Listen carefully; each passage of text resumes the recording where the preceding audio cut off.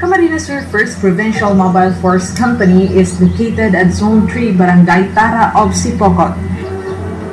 On December 2023, President Ferdinand R. Marcos Jr. has issued proclamation numbers 429 and 430 naming and renaming at least 8 Philippine National Police camps, including Camarines Sur First Provincial Mobile Force Company Headquarters as Camp 2nd Lieutenant Carlos Rafael Paz Imperial. Carlos Rafael Paz Imperial was born on December 4, 1966 in Pili, Camarines Sur to retired Philippine Air Force 2nd Lieutenant Martin Baldari Imperial and Esther Fragata Paz. He spent his childhood in Pili, Camarines Sur, where he attended his primary school at Pili Central School and St. Luis de Marilac of Pili, former St. Catherine Labour School. He studied for a year at University of Nueva Cáceres. In 1984, he entered the Philippine Military Academy and graduated as part of the illustrious Marian class of 1988. On March 12, 1988, Cadet Carlos Rafael P. Imperial was appointed Second Lieutenant in the Regular Force, Philippine Constabulary Armed Forces of the Philippines. Second Lieutenant Carlos Rafael B. Imperial was assigned at 5th Regional Special Action Battalion, the then Camp Bagong Ibalon and now Camp Brigadier General Simeon A. Ola, Legazpi City.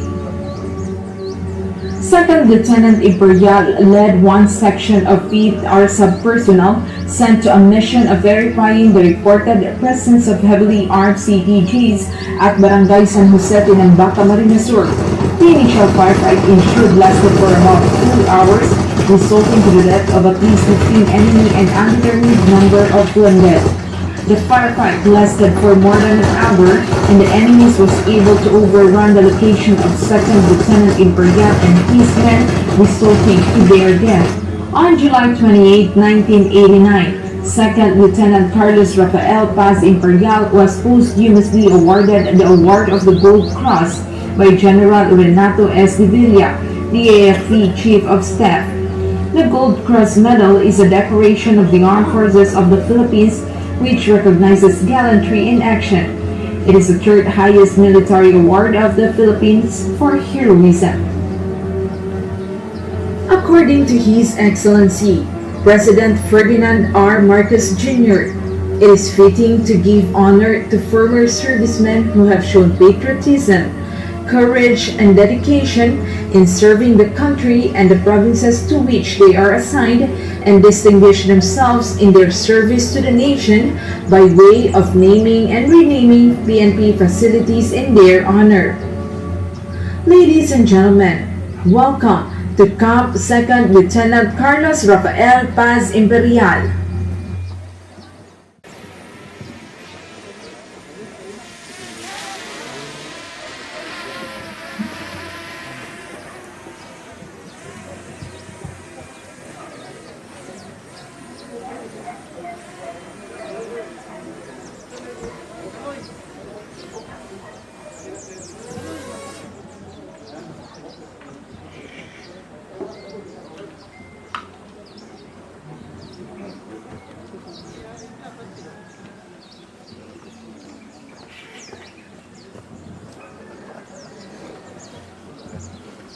Ladies and gentlemen, the unveiling of the marker in 3, 2, 1. This is in honor of Second Lieutenant Carlos Rafael Paz Imperial of the Philippine Constabulary, who displayed gallantry and bravery. This stamp symbolizes the gratitude and reverence that the Bicol region holds toward these brave heroes. The dedication of this location is a testament to their tireless efforts in preserving peace and security in the area. This gesture reminds all of us that their sacrifices are not forgotten and their contributions are forever acknowledged.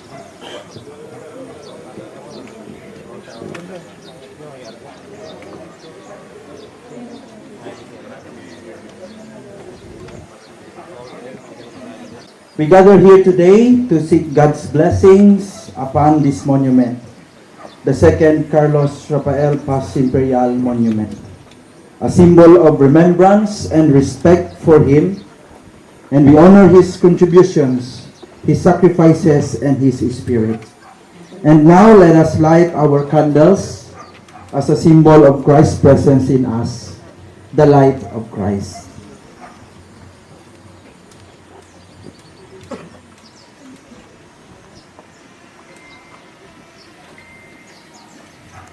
Lord, we pray for your guidance and wisdom in our lives, that we may learn from the past, live in the present, and build a better future. Thank you, Lord, for your unending love and mercy. May we strive to emulate your grace in our daily lives. In your most holy name we pray. Amen. Thank you, Pastor. Please all be seated. In Section 2 of Republic Act 10086, or the Strengthening People's Nationalism through Philippine History Act, the state shall provide means to strengthen people's nationalism, love of country, and respect for its heroes and pride for the people's accomplishment by reinforcing the importance of national and local history in daily life with the end in view of raising social consciousness. Through Proclamation number 430, series of 2023, which was signed by His Excellency President Ferdinand R. Marcos Jr.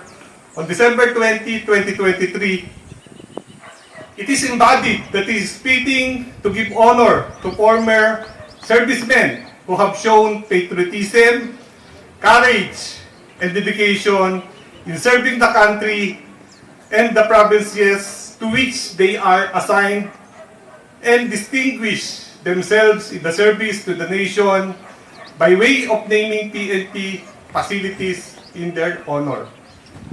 On these current days, it was Police General Romel Francisco D. Marbil, on his assumption as the 30th Chief of the Philippine National Police, who said, "Sa bagong Pilipinas, gusto ng pulis, ligtas ka." 35 years ago, the same message was already demonstrated into action and on February 8, 1989, by a very young lieutenant named Carlos Rafael Paz Imperial, who sacrificed his life in his willingness to defeat and suppress the terrorist enemy of this nation, so that every citizen of this province can feel safe. While most of you here, the Maringal Cast 88 members, sirs, were our intelligent mentors and idols, the one whom we were able to work with, our leaders who have tirelessly contributed so much to make our country safe to every Filipinos, Lieutenant Carlos Rafael P. Imperial, who might have also joined the PNP upon its creation if God did not call him in his home at a very youthful age, will be an inspiration to those who are seeking on what public or police service really meant. I hope that PNP personnel who are based in this camp, the Camarines Sur 1st Provincial Mobile Force Company, and the 9th Special Action Battalion of the PNP SAP will draw inspiration to the heroism which Lieutenant Imperial have shown. I know that there are many who have already found inspiration on the lives of Lieutenant Imperial, and that may be the reason why they have recommended before in the created technical working group to name this camp to Lieutenant Carlos Rafael Paz Imperial, who was truly an Oragon, or the one who is peaceful, determined, principled, fighter, unafraid of consequences, and who stands up for his principles as defined in an urban dictionary. And before I end this message, let me thank the family of Lieutenant Imperial for the services he gave to the people of Camarines Sur, as we are absolutely certain that his contribution really caused the very significant decrease on the numbers of the armed CTGs and their supporters. Maybe in the current administration, this province might become an insurgency-free that can attract more investors and more tourists. Sincerely, to all the guests present today, welcome to Camp 2nd Lieutenant Carlos Rafael Paz Imperial, the home of the Kaugma Cup, or the smiling policemen of Camarines Sur 1st Provincial Mobile Force Company and 9th Special Action Battalion. Diyos mabalas po. Thank you very much, sir, for those warm words of welcome.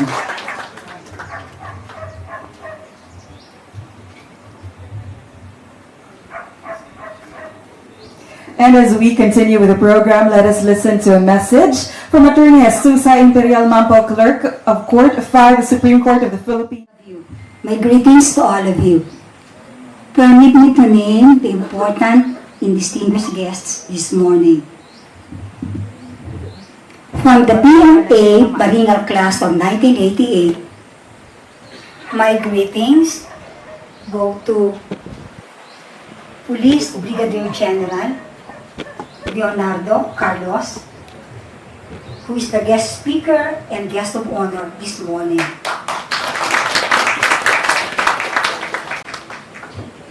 Greetings also to the President of the Baringal class, Brigadier General Fidel Ignacio Cruz, Brigadier General John Bulalakaw, whom I remember to be the body of my brother, then in Camp Villahermosa and Camp Ibalon, and I met him before. Also, my greetings to Police Brigadier General Erwin Pagkalinawan. Okay, greetings to the famous Police Colonel Michael Ray Aquino, Police Brigadier General Celso Castaño, also Police Major General Joel Orduña, Lieutenant General Bernabe Balba, Police Colonel Mariano Manaog Jr., Lieutenant Colonel Henry Duque, and to Major Ramon Mitra. From the AFP, I have to mention Major General Samuel Rodriguez. Also, Major General Divino Ray Pabayo. Oh, I know this. Vice Admiral Adelvis Bordado. His brother is a friend. Also, Vice Admiral Ramil Roberto Enriquez. Rear Admiral Joselito de la Cruz. Brigadier General Carlo Buena, Bicolano. And Brigadier General Fidel Ignacio Cruz, whom I mentioned earlier as the President, and Brigadier General Philip Lapinil. Also, to Lieutenant General Alan P. Paredes. I have also to mention Director General Wilkins Villanueva, who was the USEC, former USEC and connected with the PDEA before. And here is the comrade of my brother, PO3 Rudy Dante Bonaobra. And from the LGU, we have Honorable Felix Macalino. And from the regional office of the PNP, I have to greet Brigadier General Andre Dizon, Police Colonel Ronald Gallo, Police Colonel Bisirio Cancilao, Police Colonel Berilio Olalia Jr., Police Colonel Gilbert Fariñas, Police Colonel Robert Petate, Lieutenant Colonel Tyron Butimas, and the Provincial Director of Kamsur, Julius Cesar Domingo. And the City Director of Naga City, Colonel Erwin Rebellion. And the Pastor, Major Joannas Lozano. And the Acting Battalion Commander, Marcelo Valcueva. Relatives and friends who are with us today are likewise greeted, and your presence are appreciated. And now, I'm through with the greetings. So permit me to say something about myself and the rest of the members of our family who are here today. I am the Ate Susan of Raleigh Tuas, and to you, Second Lieutenant Carlos Rafael Paz Imperial. And the most important figure in our family at the moment is my mother, Nanay, Esther Imperial. She is now 85 years old. And we feel a bit nostalgic because my father passed away in 2020, October 17, 2020. And had he been alive today, I am certain that he would be very proud of this honor being conferred upon his son. And my two brothers, Attorney Jonas Luis, and Sherwin are here. My brother Sherwin flew all the way from Sydney, Australia, just to be here. My sister Jean is likewise here. However, two of my sisters who are working abroad did not make it, as they cannot possibly leave their work on a very short notice. And my husband, Judge Jesus Mampo, is likewise here to witness this momentous occasion. And I have my cousin from the father's side, Attorney Weng Imperial Mendoza. We work together in the Supreme Court and we are stationed at RTC Naga. So if you have problems, in the court, the policemen sent surveillance by our court, you would approach us to you might avoid explaining the judge. Okay. Also, we have our relatives from the mother's side, Auntie Gil, Auntie Ludi. We have also our first cousins, June Fajardo, Peter Mark, and no more. And yes, Peter Mark is here, also a photographer, and June Fajardo and Carlos is here as supervisor in the DepEd. Okay. And my Uncle Pete, the husband of Auntie Lynn, is here. So that, with that being said about our family, let me now convey to you, all of you, that our family is deeply touched by this recognition given to our brother. And we did not dream that he would be honored in this way, in this manner, a camp being named after him. And for this, we have to thank the Marine class of 1988.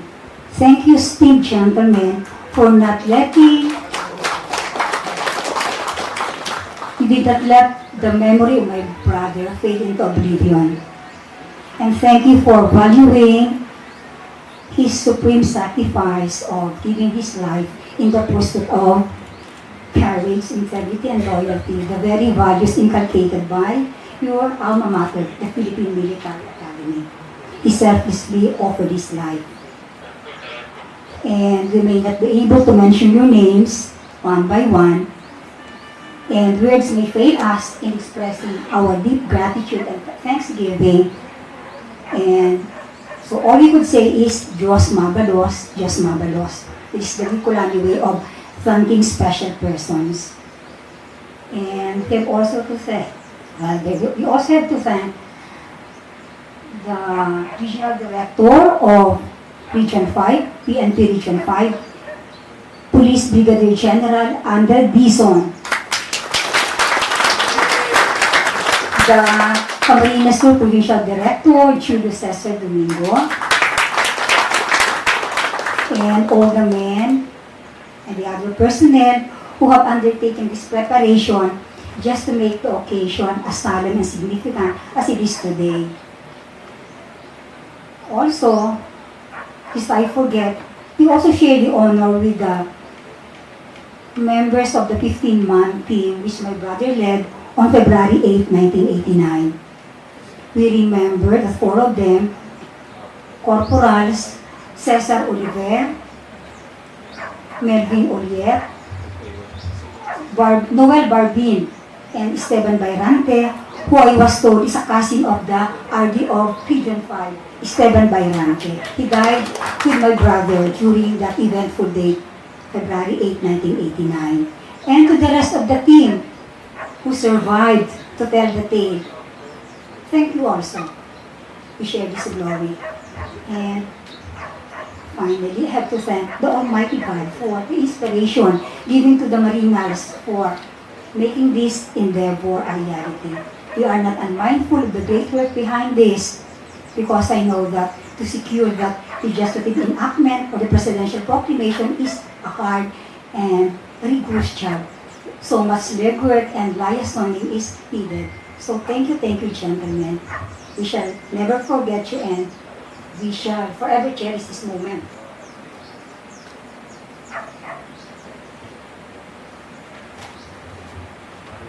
And finally, I have to thank each and every one of you for coming to join in honoring the memory of my brother.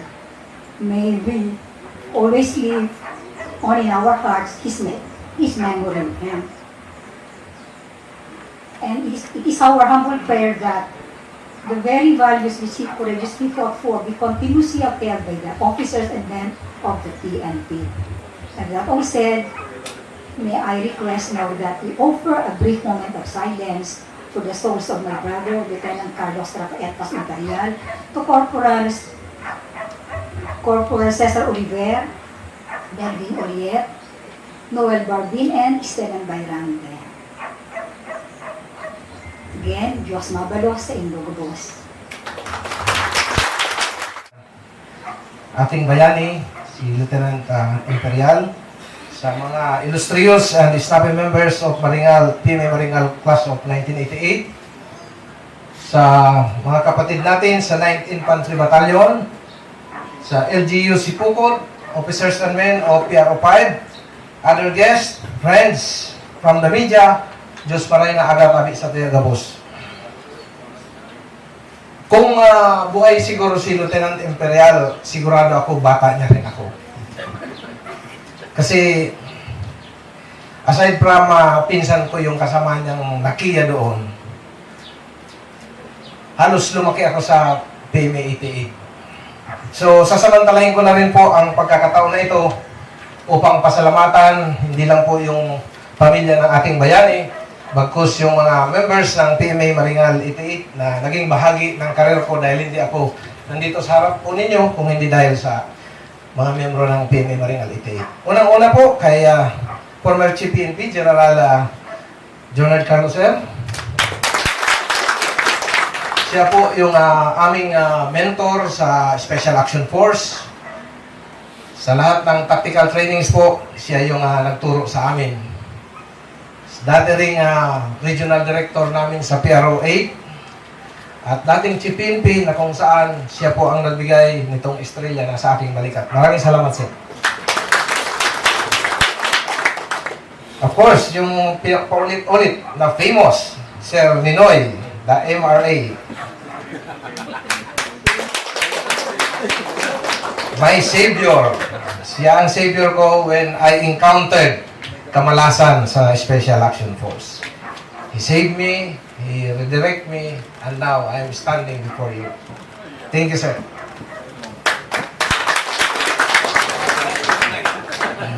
Of course, kay Sir Marty Marcos, Sir Ono Daway, parehas po sila nakasama sa trabaho, parehas po sila nag-offer ng Chief of Staff position nung ako ay PD ng Samar. So maraming salamat pati kay Sir Divine. Sir Divine, Sir Joel na RD namin sa PRO 5. Si Sir Joel, pag tinatawag niya ako, binibigyan niya ako ng pera. Sabi, huwag mong sabihin sa PD ng Northern Samar na binigyan kita. Yun pala, binibigyan niya rin yung PD ng Northern Samar. Huwag mong sabihin kay PD Samar na binibigyan kita. Para siya pala kayong bata. So, kay General Celso Pistaño, General John Tadeo, General Arwin Pagkalinawan, Sir Henry Duque, General Sam Rodriguez na palaging army ang tawag. PNP po si Sir Sam at Kapo Bicolano, kasama si Sir John B. John Ball, na mga kapamilya sa Finance and Controllership Family.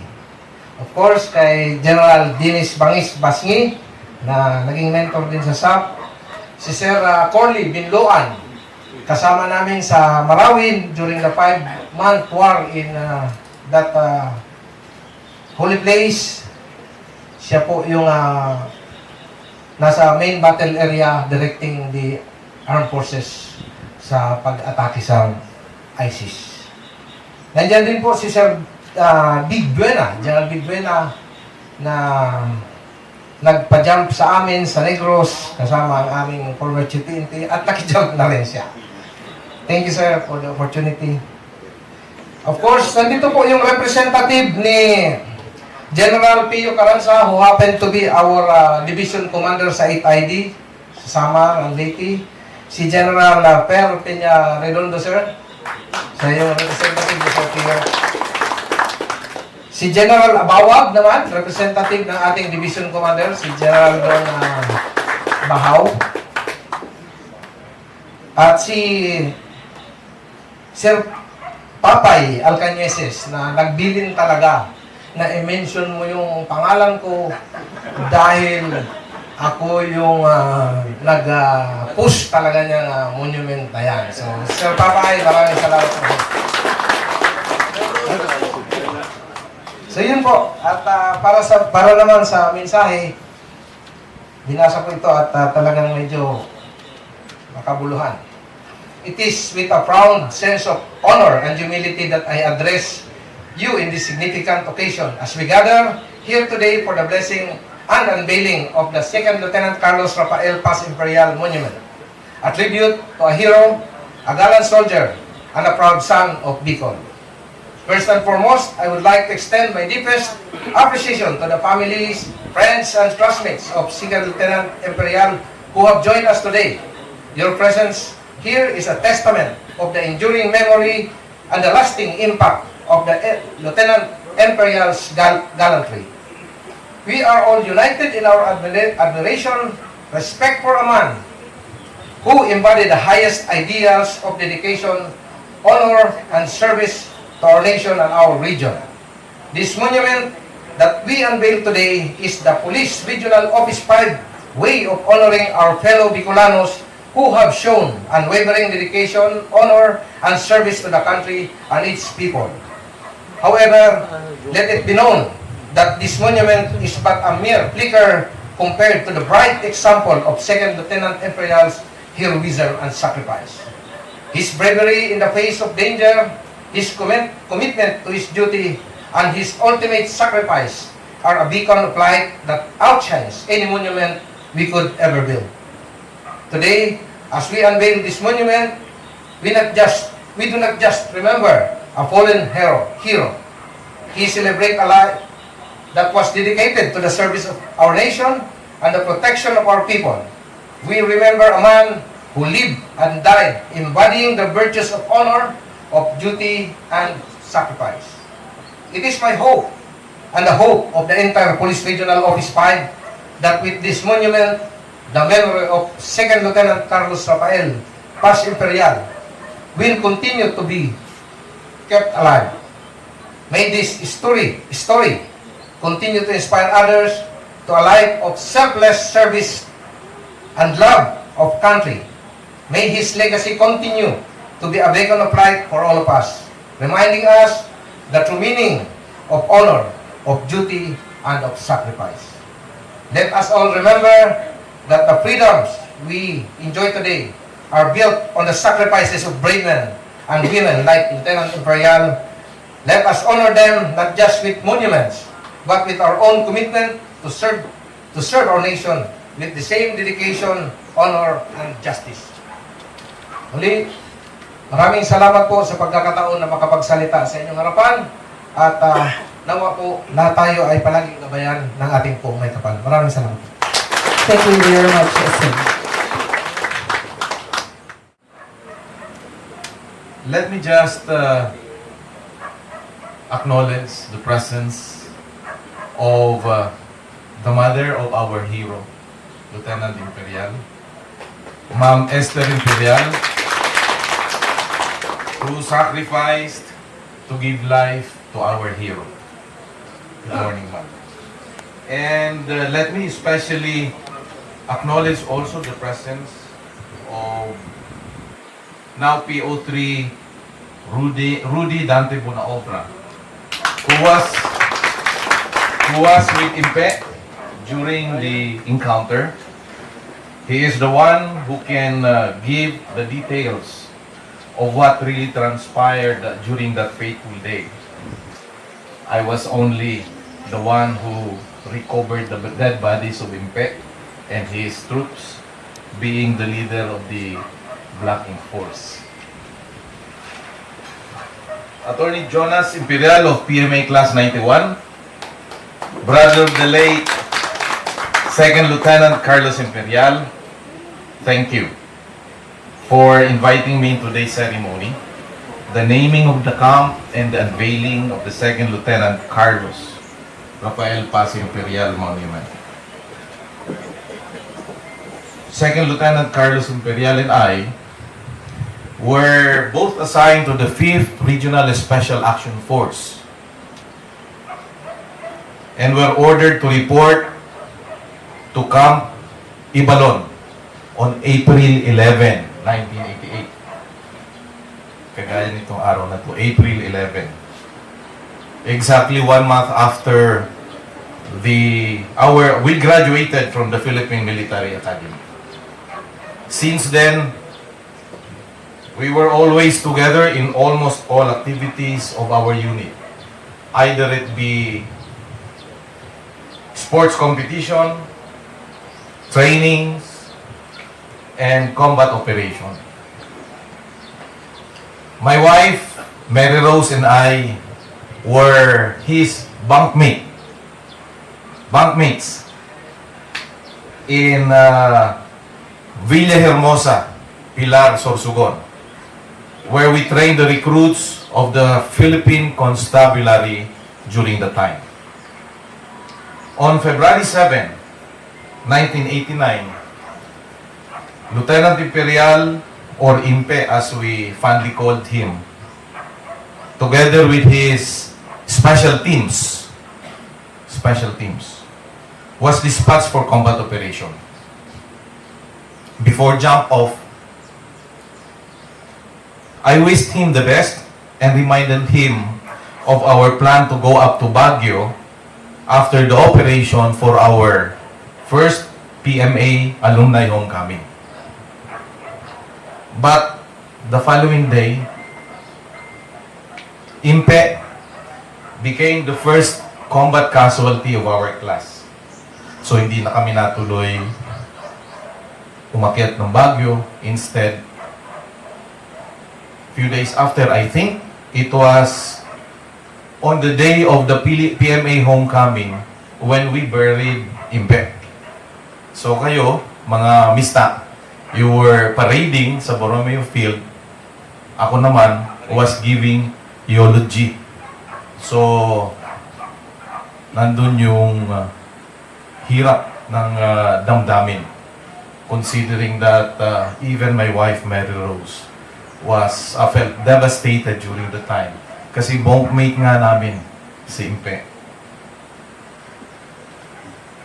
He and his four men, namely C1C Melvin Uliet, taga Pulangi ito, C1C Esteban Bayrante, the cousin of our regional director, C1C Noel Barbin, and C2C Cesar Oliver, were killed in an encounter against the members of the New People's Army in Sitio Bariis, in Barangay San Jose, Tinambak, Camarines Sur. When we found them, after I think a few 4 hours or 3 hours, the other ear of Impe was about 2 feet from his head. Part of his brain was scattered on the ground. and his chest had slits or cuts apparently by the use of a bladed weapon.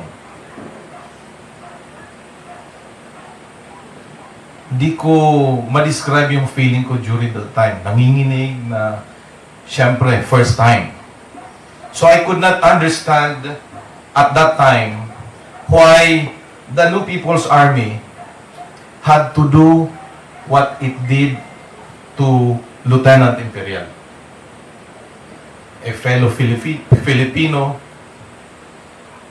and Bicolano at that, who was so young and who had a promising future, being the youngest member of the PC group of our class.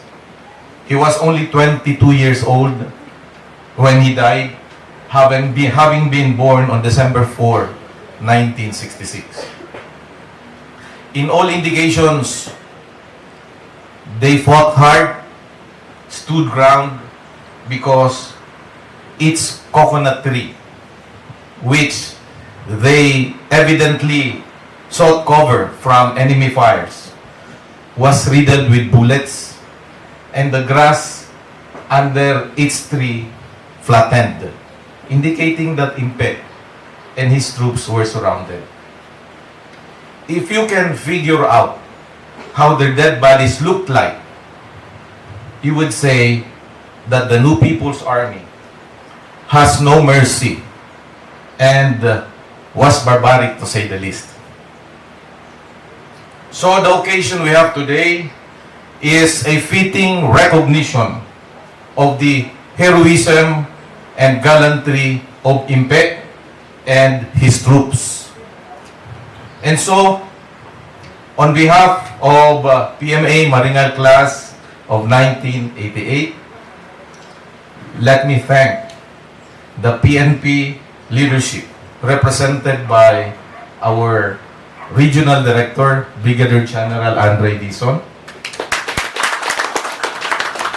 for honoring our classmate by facilitating the naming of this camp or police installation to Second Lieutenant Carlos Rafael Paz Imperial. I would like to thank also Brigadier General Raul Bargamento, Colonel Benigno Guzman, Colonel Liani Bandivelde, and Colonel Roderico Roy, the former Provincial Director of Camarines Sur, for their support to this project. The members of PMA Maringal Class of 1988 are ever grateful for your efforts. This is manifested by the presence of our classmates who are here to witness the ceremony. One came even from Melbourne, Australia. Please rise, classmate. Junboy Manao. And the others came from other parts of Luzon. I hope the members of the PNP will keep this camp in tip-top condition at all times. They will keep this camp from enemy intrusion, and they will make this camp as their inspiration to be more resolute in keeping peace and order in our communities. To all of you here present, please be more discerning. Do not allow insurgency to resurge in our locality. Remember that Lieutenant Imperial sacrificed his life so that others may live in peace. To Impe, wherever you are, we thank you for your great personal sacrifice and selfless service to our country. You will always be remembered. Rest well, Mr. in the heavenly kingdom of our Lord. To be here, and this is a very good event for the class and to the family, to the Imperial family. Of course, to the Maringal class of 1988, may mista, led by our class president, Major General Fidel Cruz. Bok, tayo ka. He is our class president. And of course, pakitayo lahat ng lista. Hindi ko na babanggitin. Please stand up. This is the most star-studded class ever produced by the Philippine Military Academy. Thank you very much. Dahil kung bibilangin po namin yung estrella dyan sa balikat, mahirapan ho tayong magbilang. Lahat ho ng branches, including Philippine Drug Enforcement Agency, hinawakan po ng Marinal. Yan po yung PMA Marinal Class of 1980. So, and may ladies tayong dumating po. Nandito ba? Wala, hindi sumama. Sabi ko nga po, ako lang po ay tagapagsalita. Of course, let me thank and also greet the Philippine National Police in Region 5, led by our RD Brigadier General Andre Perez Dizon and the command group from our Armed Forces unit present here. Let me also acknowledge Police General nakalagay dito Brigadier General William Peñafiel Jr. Nandito ba? Yung Brigadier General Jaime Abawag Jr. Yes, sir. Thank you, sir, for coming. And the other officers, relatives, friends of our honoree today, yung pinangalanan ng ating kampo. Magandang umaga po sa ating lahat. Let me explain why I'm standing with you here today. I was only tasked to organize Maringal Riders, yung mga nagmumotor po ng mga classmate namin na pumunta rito, mauna, magmotor para po sa klase. And I am very proud to say that we were able to organize a big group led by Major General Buboy Pabayo. Tayo ka po in riding attire. Sa dami ho naming bumotor, 2 lang po kaming pumunta. Ganyan ho namin kamahal si Rally, si Impe. Galing pa po ng PMA si Buboy, nagmotor ng PMA para po mag-practice at ma-recognize. April 1 po kasi ang aming reception, galing po si Buboy doon. At ako ho ay nag-excuse na dahil alam kong mahaba ho yung ride namin dito. And then, yan po, nag-comply po kami. Mr. President, we'd like to inform you that we complied with your instruction. And then, I was given another task by the President, Mr. Fidel, to please speak before the class. I said, alam ko si John Bulalakaw mas magaling magsalita sa akin. In turn, magsasalita kami dalawa ni John Bulalakaw. Kita nyo naman yung caliber of speaking of John Bulalakaw as the PNP spokesman. Di ba? Talong-talo with all the emphasis and the highfalutin words. So wala akong speech. Gumagawa pa lang po ako kanina. So, in behalf of the class, seriously, we'd like to extend our deepest gratitude to the family for having Impe Rally as our nista. Ma'am, the mother, and the sisters, yung mga relatives, maraming salamat po na si Carlos Rafael Rally Impe Imperial ay nista namin sa PMA Class 1988. Foxtrot Company, tama po ba, Ninong? Eco Foxtrot. Eco po kami, nag-graduate, Foxtrot po siya. Pero, very quiet po kasi talaga si Rally. Habang kami ay, ang kabady niya pinakamagaling sa aming mag-aral, si Michael Ray Aquino. Yan, kami ay palagi nasa 4th class clubs, 3rd class club, sa yung manonood ng TV, pero sila nag-aaral. Kasi mga bata po sa klase namin yan. So, yun po. The class would like to thank the family. Maraming po salamat for Rally, for Impe. We are very proud to have Impe as our mista, our classmate. And of course, the class also would like to extend our gratitude, pasasalamat to,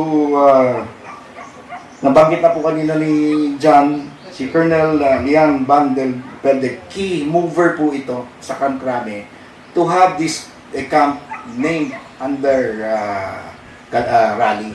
So, marami po. Pero ang hindi po nila nababanggit, ang the one that is really giving guidance and advice ay si Michael Ray Aquino. Pakipasa mo po ninong, tumayo po kayo. Yan o, nasa Soler na po yan. Vice President ng Bloomberry ba yun? So, but still, sa mga ganyang tungkol sa klase, tungkol sa mista, there will always be guiding us. Sasabihin niya ganito. Si MRA po yan, Michael Ray Aquino. Ever since, especially dahil battalion mate, company mate po namin si Impe. So, pasensya na, I have to tell the truth na isa ka sa prime movers of having this naming to honor our classmate. Of course, we'd like to thank RDPRO 5, Brigadier General Andre Perez Dizon. Alaga po ng Maringal po yan, sabi po niya. Alam ko na itong pagkakataon to ay personal din sa iyo dahil nga sa pinsan mo, nakasama po ng mista namin doon sa encuentro. That's why we planned this to happen March 12. Tapos nirally niya, pinabilis niya itong kampo para finally maganap po itong ating dedication and honoring our mista rally or significant. So, sino po ba si Rally? Sino po ba si Impe sa amin sa Class 88? So the family spoke about already about our classmate. Si John spoke about him, about our mista, kabady niya, bankmate niya. Sa buong class, ano po ba ang naging contribution ng aming mista? Sa totoo po, a month before the first homecoming namin in 1989, we were hoping that we will be complete. But when we learned that we lost the first one to sacrifice himself for the good of the country and to give honor to the class, ay si Impe. So nung nandun po kami sa PMA, while John was here giving the eulogy during the funeral in the way, silently, hindi kami ng mista namin yan. But alam po namin, he was the one who became the inspiration for every member of Maringal class na i-dedicate yung aming trabaho dahil sa sakripisyo na ginawa po ng aming mista. So he really, Rally Impe became the number one inspiration for the class.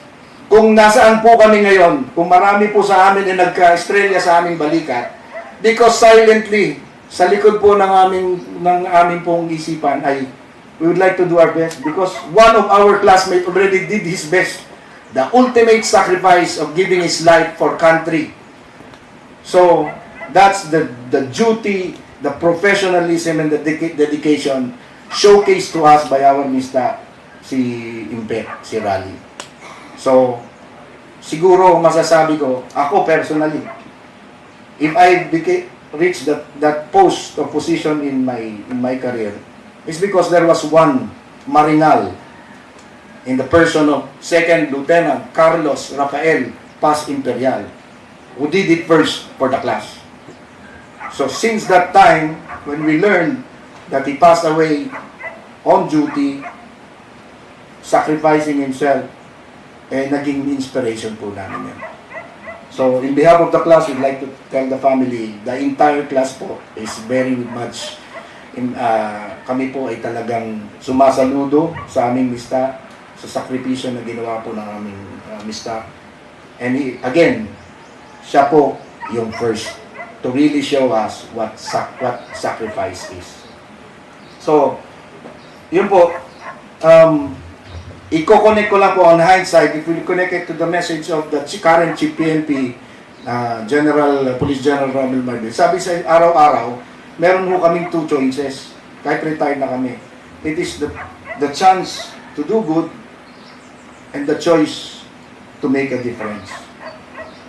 Kung titingnan natin yung message ni Chief PNP, i-connect po natin sa ginawa po ng mista namin. Ginawa na po niya the choice to do duty and professionalism instead of not performing the duty. So makumpleto kami in the homecoming, first time na mabuo sa history ng PMA na bumabalik ng PMA yung klase na buo.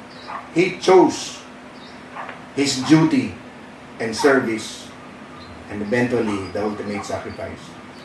He was the one for the class who made the first difference. Kung titingnan po natin yan.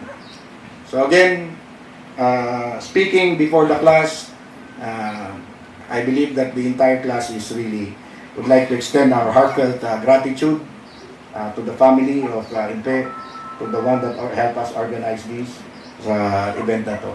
And hopefully, Impe is the first.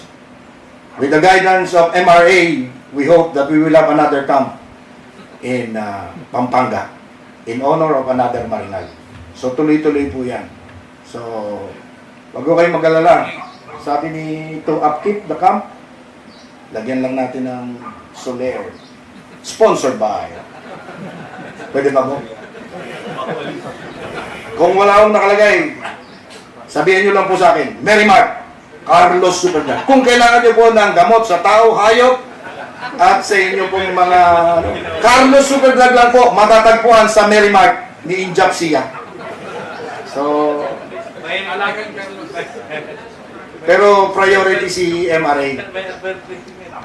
Tinabi ko MRA. Alam niyo po si MRA, marami pong kampo na minimaintain po yan. Hindi lang po niya binibigay at hindi po niya pinagsasabi. Pinento na rin po ni Andre.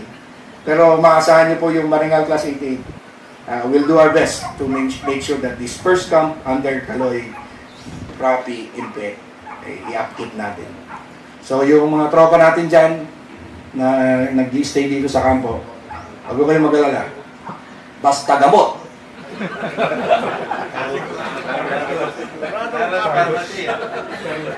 Pag napadaan po kayo ng Quezon, nakita niyo yun, picturean niyo kaagad. Tapos diretso kayo sa Soler. Huwag lang po kayong magsusugal. Basta makita niyo lang yung Soler. So, muli po, maraming salamat. Mr. President, I'd like to report to you that I've already complied with the instruction of delivering the message of the class, of message of gratitude of Marinal Class 1988. Thank you. Thank you, sir. Maraming salamat. Mabuhay po kayo. Diyos mabalos. Hallelujah! 5.